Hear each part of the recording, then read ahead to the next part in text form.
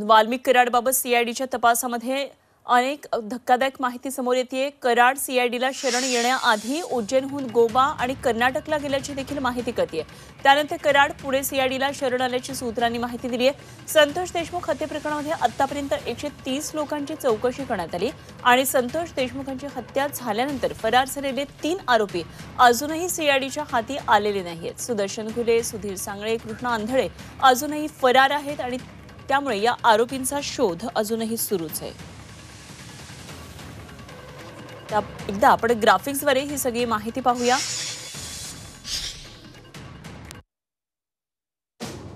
सीआयडीच्या रडारवर आता ते तिघे जण आहेत। वाल्मिकच्या शरणागतीनंतर फरार आरोपी सीआयडीच्या रडारवर आहेत। फरार सुदर्शन घुले, कृष्णा आंधळे, सुधीर सांगळे यांचा शोध अजूनही सुरू आहे। मुख्य आरोपी सुदर्शन घुले महाराष्ट्रातच लपल्याची माहिती मिळतेय। कृष्णा आंधळे, सुधीर सांगळे हे राज्याबाहेर पळाल्याचा संशय आहे पोलिसांना।